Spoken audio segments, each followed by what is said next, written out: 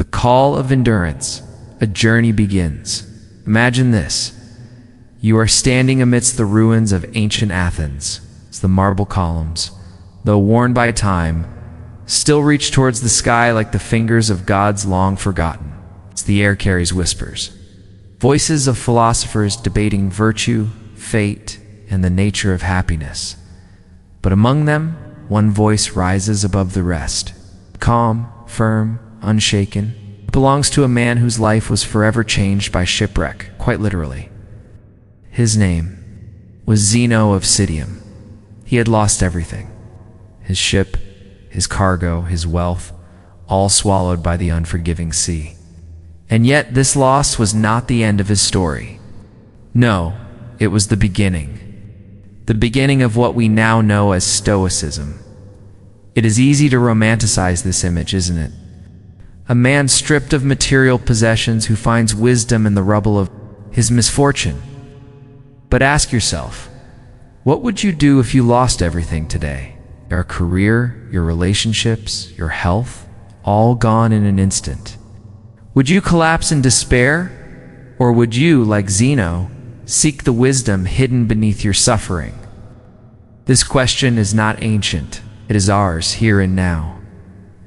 Because the history of Stoicism is not just a timeline of old names and dates. It is a living tradition. A roadmap of how to live and endure. From the bustling markets of Athens to the digital screens of the 21st century, Stoicism continues to whisper to those who face chaos and adversity. You cannot control the world, but you can control yourself. First encountered Stoicism during a personal crisis, not unlike Zeno's shipwreck. Mine was less dramatic, perhaps, but no less devastating to the mind. Betrayal, financial ruin, and a profound sense of being lost in a storm I could not navigate. In that darkness, I stumbled upon the works of Marcus Aurelius, Epictetus, and Seneca. Their words struck me like lightning, not because they offered comfort, but because they demanded strength. I began to wonder, how did this philosophy, born in the cradles of Greece and Rome, survive for over 2 millennia? What makes it so enduring? So relevant that even tech CEOs, soldiers, athletes, and ordinary people like you and me turn to it today for guidance. That is the story we are about to explore. Over the next chapters, we'll journey from the narrow streets of ancient Athens to the grand halls of Rome, into the meditations of emperors, the hardships of slaves, and the silent reflections of exiled statesmen. And we will trace the Stoic lineage all the way to the modern world, where this philosophy finds new life in psychology, leadership, and personal resilience. But we will not just recount history. We will analyze deeply the Stoic understanding of control and emotion, of fate and freedom. And I will share with you practical ways to internalize these teachings, just as I did, not as distant ideas, but as daily disciplines. So if you have ever felt at the mercy of events beyond your control, if you have ever asked yourself why suffering visits even the best of us, if you seek a way not to escape life's storms, but to stand firm within them, then this journey is for you. Let us begin not just with the past, but with a question that echoes through time. What is truly in your control?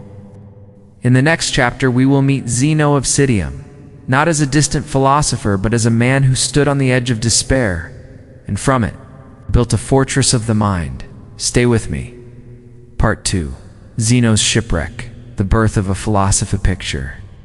This, a lone figure, washed up on the shores of Athens, his clothes torn, his fortune gone, his purpose shattered. This was Zeno of Citium, a merchant from Cyprus who lost everything when his ship and its precious cargo sank to the depths of the sea. It is here, on these foreign shores, that fate intervened. Broke and disoriented, Zeno stumbled into a bookshop. In that dusty corner of the city, he picked up a text. It was Xenophon's Memorabilia, recounting the life and teachings of Socrates, the gadfly of Athens. Zeno was captivated. Socrates, the man who faced death with composure, who questioned everything and everyone, including himself. Here was a man not seeking wealth or glory, but virtue, excellence of character. Zeno was hooked. When he asked the bookseller where to find such men of wisdom, he was pointed to Crates the Cynic, a philosopher infamous for his disdain for luxury and his commitment to living with as little as possible. Crates walked the streets in ragged clothes, challenging Athenian society's obsession with wealth and pleasure. Zeno became his student. But here's where Zeno's genius emerged. He didn't just imitate the Cynics. He saw that while cynicism emphasized rejection of worldly goods, there needed to be a structured system, deeper understanding of nature, reason, and human emotion. And so, in the painted colonnade of Athens, the Stoa Poikile, Zeno founded what would become Stoicism. The name itself, Stoicism, comes from this very porch, this Stoa, where philosophy was no longer confined to classrooms but lived and breathed among common people. But let's pause for a moment. You might be asking, why does this matter? Why should I care about a man who lost a ship thousands of years ago? Because Zeno's journey mirrors a universal truth sometimes. Disaster is the doorway to wisdom. Many of us will face our own shipwrecks, a failed business, a broken relationship, an unexpected illness. And when that happens, what remains is not the loss itself, but what we choose to build from its wreckage. Zeno built a philosophy. What will you build? Now, let's talk about the core of what Zeno taught. At the heart of Stoicism lies a fundamental distinction, a teaching that has transformed my own life and the lives of countless others. There are things within our control and things beyond our control. Our opinions, judgments, desires, and actions, these are ours to govern. But external events, the behavior of others, the rise and fall of fortune, these are not. Zeno taught that virtue, not wealth or power, is the only true good. And virtue is cultivated through reason, self-control, courage, and justice, qualities that no storm can wash away. When I first applied this principle to my life, it felt like unlocking a secret code. I realized that much of my suffering wasn't caused by events themselves, but by my opinions about those events. I had let insults, failures, and betrayals dictate my peace of mind. But as Epictetus, one of Zeno's intellectual descendants, would later say, it's not what happens to you, but how you react to it that matters. Imagine living with that level of composure, like a tree whose roots are so deep that no storm can uproot it. So here's a practice. I want to share with you a simple but powerful exercise from Stoic tradition.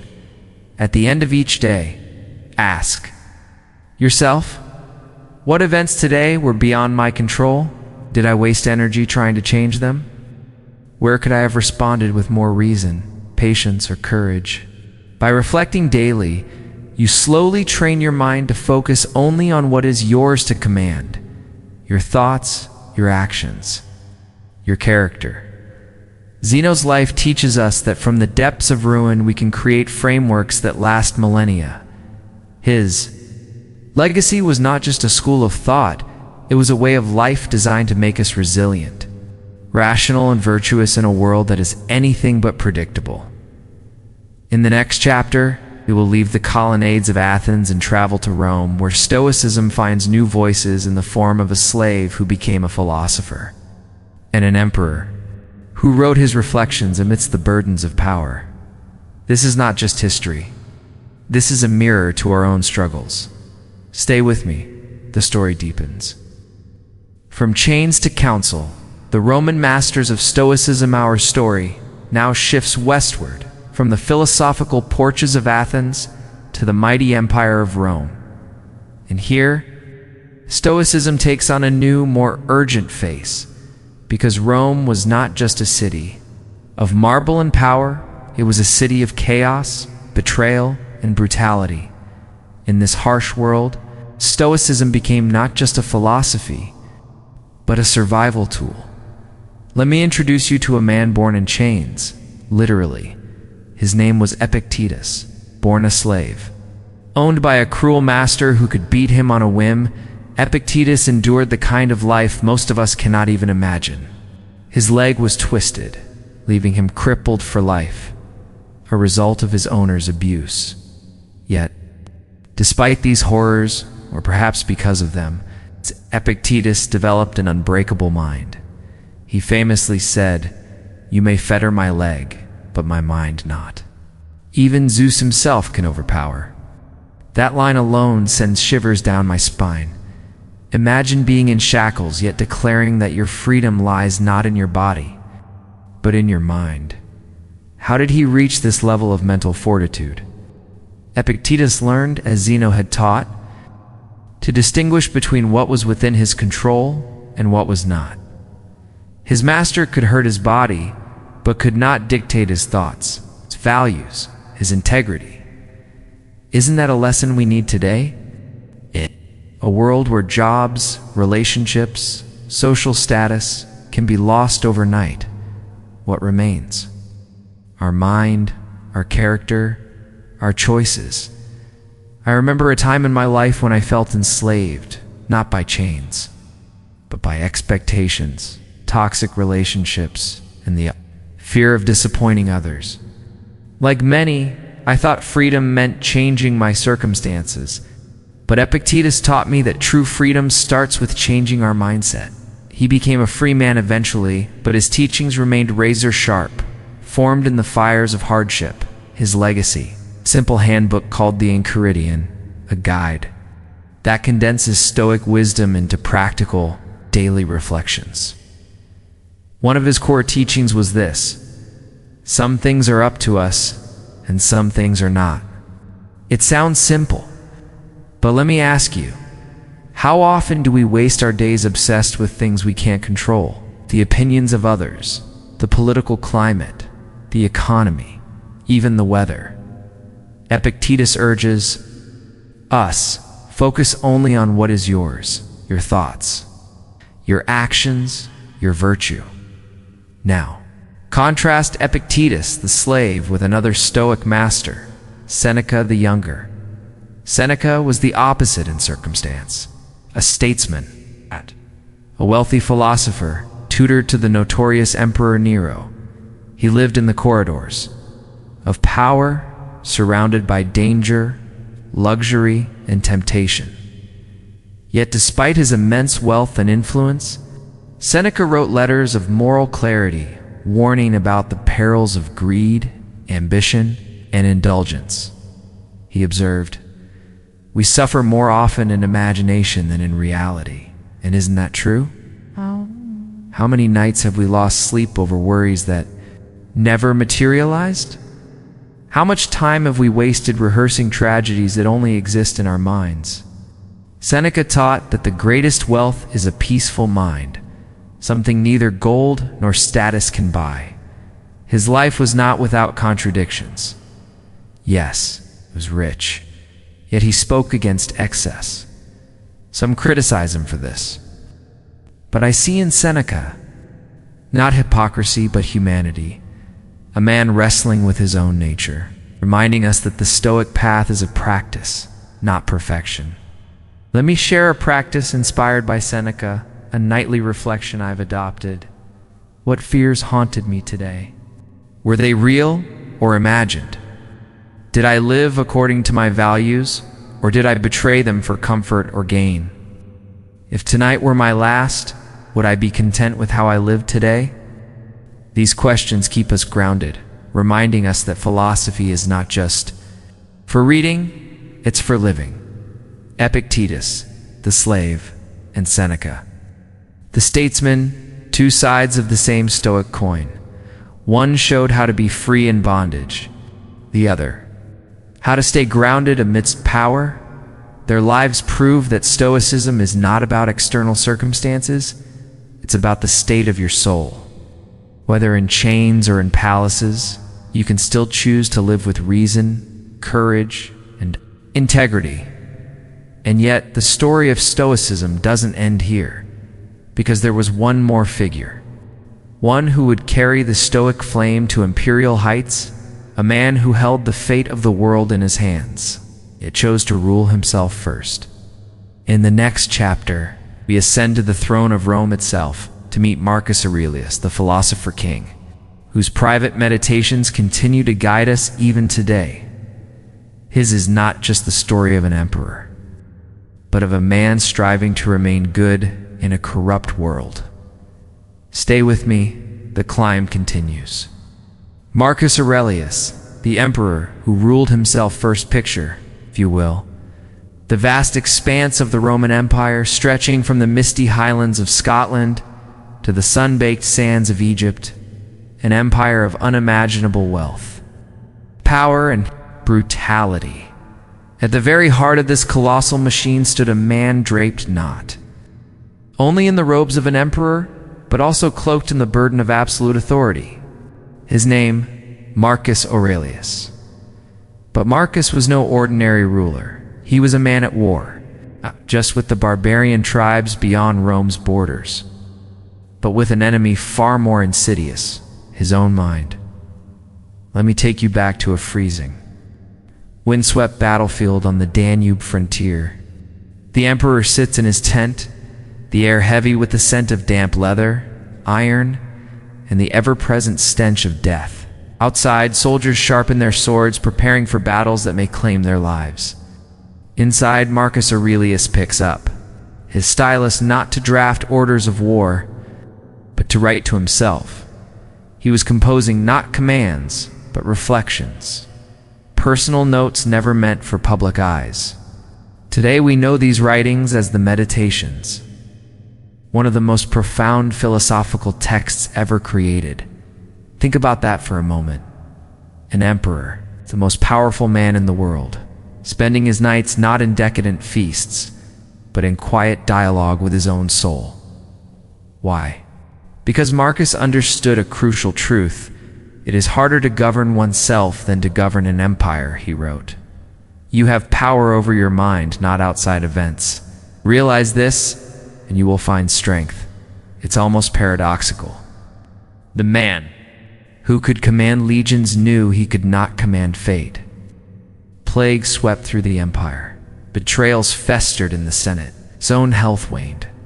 And yet, Marcus did not despair, because he practiced the very essence of Stoicism. Focus on what is within. Release what is beyond. When I first read the Meditations, I was struck by Marcus's honesty. He was not trying to present a perfect image of himself. He admitted to anger, frustration, weariness. He reminded himself daily not to let the praise of the crowd or the sting of criticism sway his inner compass. And isn't that something we all need today? In a world of social media, where likes and comments dictate our sense of worth, where success is measured in followers rather than virtue, Marcus's words ring louder than ever. The opinion of 10,000 men is of no value if none of them know who you are. Let me share a personal reflection. There was a time when my self-worth fluctuated with every piece of feedback I received at work, in relationships, even from strangers. Praise made me feel invincible. Criticism crushed me. But then I asked myself, as Marcus would, who's steering my soul, them or me? Marcus trained himself to remain unshaken, like a rock battered by the sea, standing firm. One of his meditative practices was to envision worst-case scenarios, not out of pessimism, but preparation. This is known in Stoic practice as premeditatio malorum, the premeditation of evils. He would reflect, what if my son dies? What if I fall ill? What if my empire crumbles? By rehearsing these possibilities in his mind, Marcus armed himself with a resilience that no tragedy could surprise. Now, ask yourself, what fears have you not dared to face head-on? Have you imagined the loss of a job, a loved one, your health? What would remain of you if those pillars vanished? Marcus teaches us that while we cannot prevent loss, we can prepare our souls to endure it. There is another lesson Marcus left us, the concept of amor fati, or love of fate. He didn't just accept what life threw at him, he sought to embrace it. He wrote, "The impediment to action advances action. What stands in the way becomes the way." That phrase has changed the way I view obstacles instead of seeing them as barriers. I try, albeit imperfectly, to see them as opportunities for growth, for character, for testing my philosophy. You lose a job, that is the way you are betrayed. That is the way you fall ill. That, too, is the way in Marcus's mind. Every hardship is the forge in which virtue is tempered. So how can we practice this today? Here is a Stoic exercise inspired by Marcus. Morning reflection. Before the day begins, remind yourself, today, I may encounter rudeness, ignorance, ingratitude, but I control how I respond. Premeditatio malorum. Visualize one fear each day, not to dwell in misery, but to rob it of its power over you. Evening review. At night ask, where did I allow emotions to control me? How can I respond better tomorrow? By doing this, we transform philosophy from theory into discipline, a daily gymnasium for the soul. As the Stoics might say, Marcus Aurelius ruled Rome, but more importantly, he ruled himself. That is the challenge before us, to not to dominate others, but to master our own minds. And yet, even the greatest of Stoics knew that philosophy was not enough if it remained confined to scrolls and tents. The flame of Stoicism would flicker after Marcus's death, but it would not die. Centuries later, in a world entirely transformed through wars, renaissances, revolutions, the Stoic flame rekindled. Art of living itself. In our next chapter, we will travel across time, beyond the fall of Rome, to see how Stoicism survived, evolved, found its way back into the 21st century, in boardrooms, therapy rooms, and even in the hands of modern warriors. For philosophy, like the strongest steel, is forged in fire, and fire never dies. Fan 5, the Stoic revival. From the ashes of empires to the minds of the modern world. As the Roman Empire crumbled, the world seemed to descend into chaos. Cities fell, libraries burned, philosophers were replaced by warlords. The bright flame of classical wisdom of Socrates, Zeno, Epictetus, Marcus Aurelius flickered dangerously close to extinction. And for a time, Stoicism, like so many ancient teachings, seemed to vanish beneath the rubble of history. Yet some fires never die. They simply smolder, waiting for the right winds to reignite them. And so it was with Stoicism. Even in the dark centuries that followed Rome's fall, echoes of Stoic thought survived, woven into the minds of monks, statesmen, and thinkers, who, whether they knew it or not, carried forward the torch of endurance, virtue, and rationality, the medieval whisper of Stoicism in the Middle Ages. The Christian world grappled with sin, salvation, and divine order. Yet within monasteries, echoes of Stoic discipline found subtle refuge. The writings of early church fathers like St. Augustine and Boethius bore Stoic fingerprints. Take Boethius, for example, a Roman statesman unjustly imprisoned, much like Seneca. In his cell, facing execution, he composed the Consolation of Philosophy, a dialogue between himself and Lady Philosophy. He asked, essentially, why do bad things happen to good people? The answer was deeply Stoic. Fortune is fickle. True happiness does not lie in her gifts, but in the stability of one's soul. Though wrapped in Christian theology, Stoic undercurrent is unmistakable. Control your mind, and no fate can break. You dot the renaissance and rebirth of Stoic thoughts, centuries past, and then the Renaissance. A rebirth of classical knowledge swept Europe. Rediscoveries of Greek and Roman texts fueled new inquiries into human nature, ethics, and the cosmos. Michel de Montaigne, the French essayist, was one of the first modern thinkers to reawaken the Stoic lens. In his essays, Montaigne repeatedly invoked Seneca and Epictetus, exploring mortality, self-reflection, and the art of living simply. He famously wrote, "To philosophize is to learn how to die." Stoicism teaches us not to dread death, but to prepare for it, to live fully because life is fleeting. When I first read Montaigne, I was struck by his casual yet profound tone, like a friend speaking honestly about his fears, his weaknesses, his curiosity, and that he embodied a Stoic spirit, examining oneself without illusion.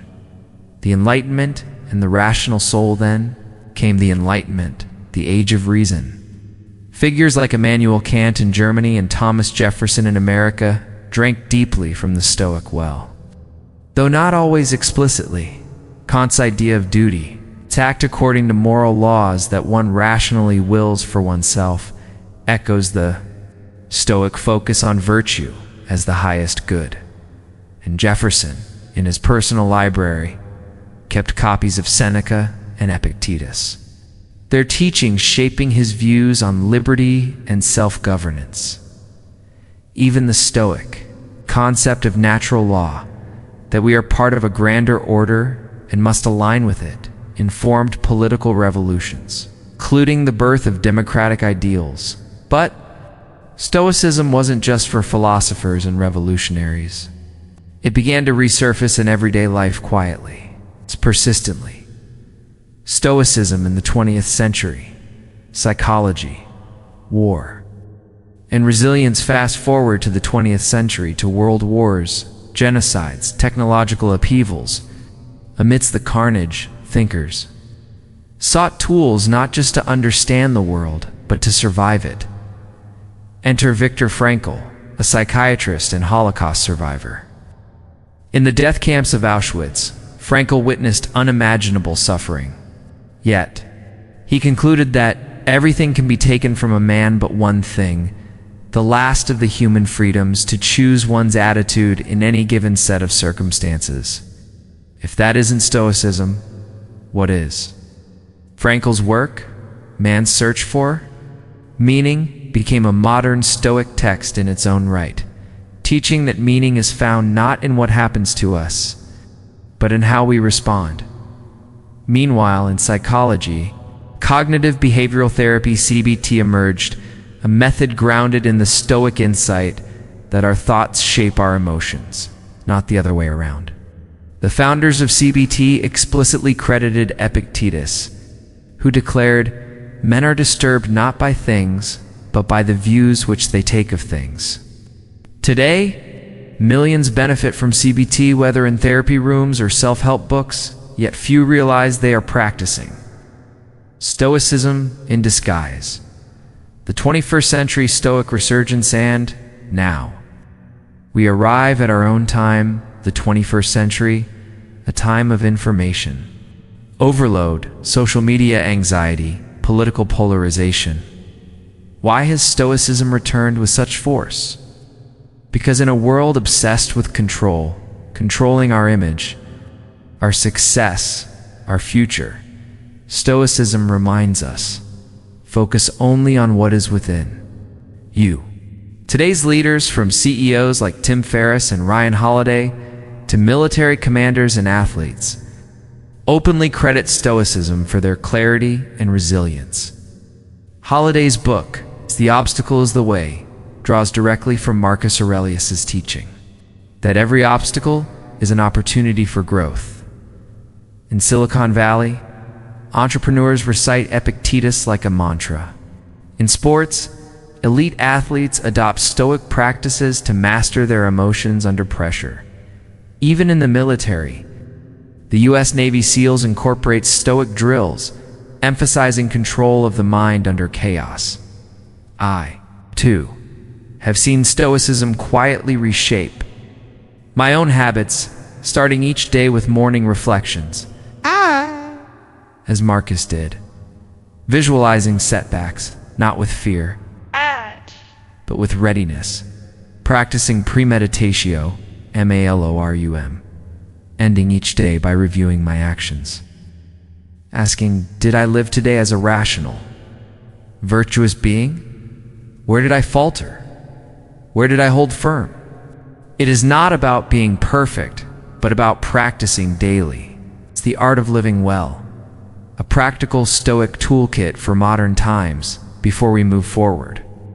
Let me leave you with a practical Stoic toolkit drawn from centuries of wisdom. Dichotomy of control. At every moment, ask, is this within my control? If not, let it go. Voluntary discomfort. Occasionally deprive yourself, cold showers, fasting, digital detox, to train your mind to endure. Negative visualization. Imagine losing what you value. 8. This is not to dwell in misery, but to appreciate the present more deeply. Journaling, like Marcus. Write daily, not for others, but for yourself. To sharpen your mind. Correct your path. Contemplation of death. Memento mori. Remember you will die. Let that thought guide you to live fully, without delay. The unbroken chain from Zeno's shipwreck, to Epictetus's chains, to Marcus's tent, to the therapist's office, the athlete's arena, the leader's boardroom, Stoicism survives. Because it addresses the eternal human condition. The struggle to control the mind, the confrontation with fate, the quest for virtue in a world of chaos, and so the question returns to us. Just as it did to Zeno, to Marcus, to Frankl, what is within your control and what will you do with it? In our final chapter, we will reflect on the legacy of Stoicism, not as a relic of the past, but as a living guide for each of us today. And I will share with you the ways we can embody Stoicism not merely as readers, but as practitioners, as builders of character, as architects of our destiny. For philosophy means nothing if it is not lived. The Stoic legacy we build in, so here we are standing at the edge of a long, winding path. We have walked through the streets of ancient Athens with Zeno, stood in the chains of Epictetus, paced the halls of power with Seneca, marched with Marcus Aurelius across battlefields, and witnessed the rebirth of Stoicism through the centuries. But the story is far from over, because this is where you enter. You see, Stoicism was never meant to be a history lesson. It was never intended to remain trapped in the dusty corners of ancient libraries or the minds of dead philosophers.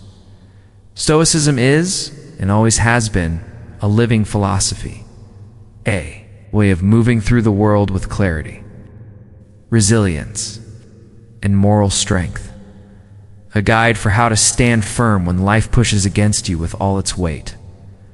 I've often asked myself, what would Marcus Aurelius write today, sitting in an airport terminal watching news of war, economic turmoil, social division? What would Epictetus teach in a world where people are enslaved not by masters, but by their own devices, their phones, their cravings, their fears? The answer, I believe, is this: the battlefield is within. War is for your mind. You may not wear a crown like Marcus. You may not have suffered chains like Epictetus. But every day, you wake up to confront your own empire of thoughts, your own legion of fears, your own rebellion of emotions. And that is where Stoicism lives, not in grand gestures, but in small, deliberate acts. The choice to pause before reacting with anger, the courage to pursue virtue even when no one is watching, the discipline to focus only on what is within your control, the humility to accept that life owes you nothing and yet you can make something of it. The Stoics teach us that the greatest legacy we can build is not in monuments, wealth, or fame, but in character. Because wealth can be stolen, fame will fade, but character, that is eternal, I remember reading a passage from Marcus that I return too often. Waste no more time arguing about what a good man should be. Be one. It strikes me every time a call to action, not contemplation. Stop debating. Stop waiting. Start being. So let me ask you, what kind of legacy will you leave? Will you leave behind a mind strengthened by adversity? A heart that remained just and kind even when the world was cruel? A spirit that embraced fate, not with resignation, but with love amor fati. That is the Stoic legacy. Not a statue, not a philosophy degree, but a life lived with purpose, wisdom, and integrity. A final invitation: if you've walked this journey with me, then let me invite you to one final act, tonight. Before you sleep, take a moment of silence. Ask yourself, did I control my emotions today, or did they control me? Did I act according to my values, or did I drift with the crowd? If today was my last, would I be content with how I lived it? And tomorrow, begin again. That's all the Stoics ask of us. Not perfection, but practice. Because in the end, philosophy is not something you read, it is something you become. And as Marcus Aurelius would remind us, character is fate. So, build your character, shape your fate, leave a legacy not of words but of deeds. And in that, we do not just read the history of Stoicism, we become its continuation. Thank you for walking this path with me now. Go. Live as a Stoic would. Asterisk, asterisk, if this journey has sparked a thought within you, a reflection, a question, or simply a moment of stillness amidst the noise of the world, I invite you to leave your mark in the comments below. Share a perspective, a doubt, or a question you carry within. And if you'd like to continue walking this path with me, exploring philosophy, self-mastery, and the art of living, consider subscribing so we don't lose each other in the vast sea of information. Together, step by step, we can build a community not just of listeners, but of practitioners. Living deeper, standing firmer, and becoming freer. Asterisk, asterisk, asterisk, asterisk. If this journey has sparked a thought within you, a reflection, question, or simply a moment of stillness amidst the noise of the world, I invite you to leave your mark in the comments below. Share a perspective, a doubt, or a question you carry within. And if you'd like to continue walking this path with me, exploring philosophy, self-mastery, and the art of living, consider subscribing so we don't lose each other in the vast sea of information. Together, step by step, we can build a community not just of listeners, but of practitioners living deeper, standing firmer, and becoming freer. This is Stoic Penglai, where the ancient wisdom meets the modern soul, and the journey has only just begun.